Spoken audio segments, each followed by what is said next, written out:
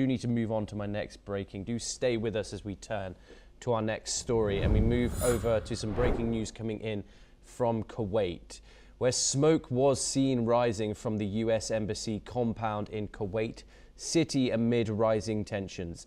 The US Embassy in Kuwait has warned of a continuing threat of missile and drone attacks. It urged American citizens in the country to shelter in place and stay alert. The embassy advised reviewing security plans in case of further attacks. Embassy personnel are currently sheltering in place as a precaution. Authorities stress vigilance as the threat of additional strikes remains high. Joining us as well in this discussion is Professor Rohan Gunaratne. He's an international affairs expert joining us live from Singapore. Professor Gunaratne, as always, it's a great pleasure to join you. We don't have confirmed statistics or much information coming out of this situation right now, but all we do know is that there are plumes of smoke rising from the US Embassy in Kuwait. Your analysis on Iranian actions so far, not only are they going for American bases in the region, they are also striking embassies, it seems, at the compounds at least.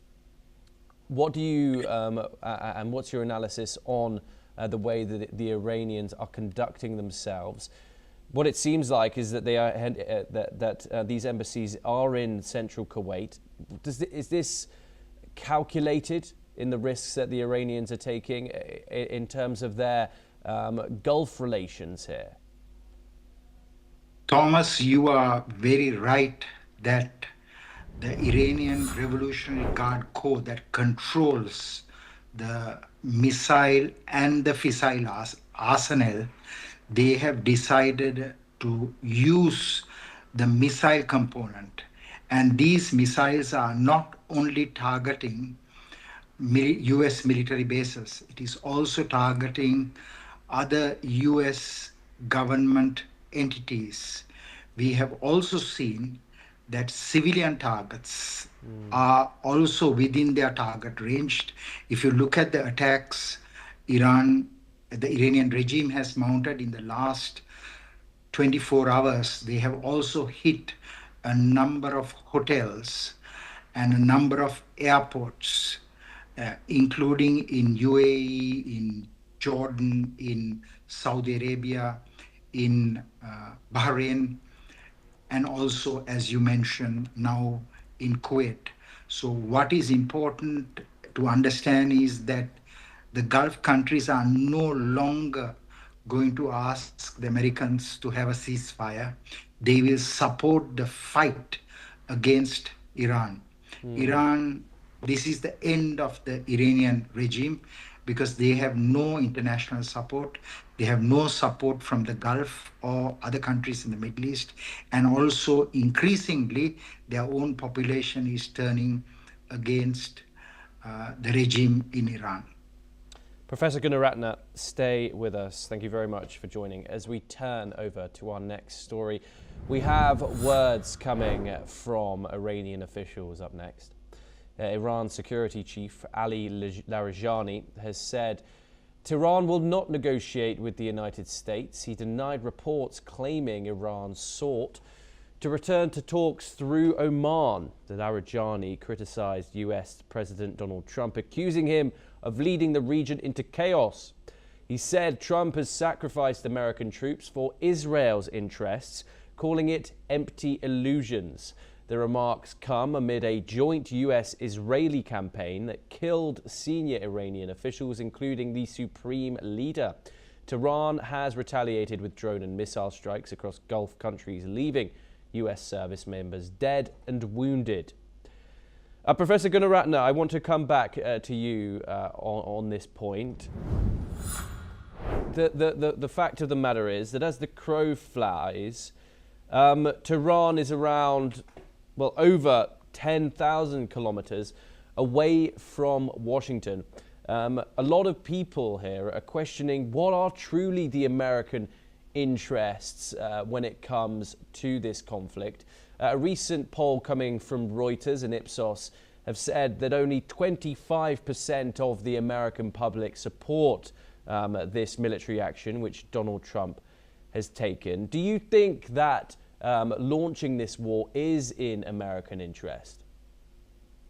Thomas, certainly it is in American interest for three reasons. One is Iran was building a functional nuclear weapon. Despite American attempts last year, Iran has continued with the enrichment of uranium to build a functional nuclear weapon, and that will pose a very severe threat not only to the Middle East but elsewhere. It will in fact trigger an arms race in the Middle East. Second is, of course, Iran was building not only short-range ballistic missiles and cruise missiles, but also ICBMs that will have greater capability eventually of even touching the United States and also Europe, which is close to the US. And finally, is that Iran has historically supported many terrorist groups, including one of the worst terrorist attacks that was mounted in Lebanon by Lebanese Hezbollah was Iran sponsored. So Iran is a major supporter of global terrorism. In fact, I would say it is the number one sponsor of global terrorism. America did the right thing by moving against Khamenei. Major General G, I pose the same question to you. There's a lot of conversation going on, not just through statements from Iranian officials, but also American and American individuals, where people are skeptical. Americans are skeptical that Donald Trump has led the United States down the right path. Donald Trump, of course, campaigning on not dragging the United States into forever wars. As I've said, Iran is thousands of miles away from the United States, with Iranian officials saying that they are putting Israel first before America first. What do you think about those statements? Absolutely. Thomas, without meaning to contradict my very distinguished and eminent co-panelist, whom I know for a long time, he deserves to have the last say on such subjects or any subject. Without meaning to contradict, let me give a perspective. Everything is driven by the national interest of a country. A national interest of X country today may not be same tomorrow. Time plays a very important role. And when you look at the time spectrum, you come to a better understanding what America has gone through and where is America today.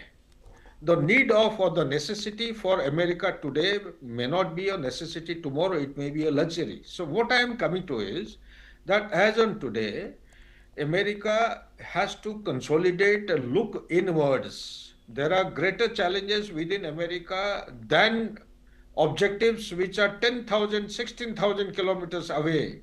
He himself, during the election campaign, in his manifesto, he had told the constituency that he will not lead or open a new front or front of conflict anywhere in the world. He will simply bring these mindless conflicts to an end, one in Ukraine, the other one in Middle East. Instead of ending the conflict, he is nowhere close to the end point. He has participated in the 12-day conflict, which Netanyahu very successfully managed to drag him in. Mindful of the fact that the Americans are fed up with the body bags, they have been asking questions to the political leadership as to why the hell, when your own country is burning of economic dilapidation, economic challenges, constitutional challenges, the gun laws, and you have problems like Epstein, and your debts are mounting by the day, and you continue to increase your military budget from $854 billion to $1.5 billion. What is the rationale and logic? Why are you fighting other countries' wars or conflicts? They are averse to seeing the body bags. Last that say was coming from the Afghanistan. Americans have had their quota full. They are totally saturated. They are absolutely in a state of tipping point. If this continues the way it has been done, my fear, my take on the whole issue is that it will add a fuel to the fire, and the constituency or the domestic constituency or the homeland constituency of Donald Trump is going to turn absolutely hostile. And whatever little rating was there, 32 or 36%, it has got the potential to dip down further. Back to Thomas. Yes, do stay with us. We're turning over to our one of our last updates coming out of the conflict. We turn to the United States for a big development. The Pentagon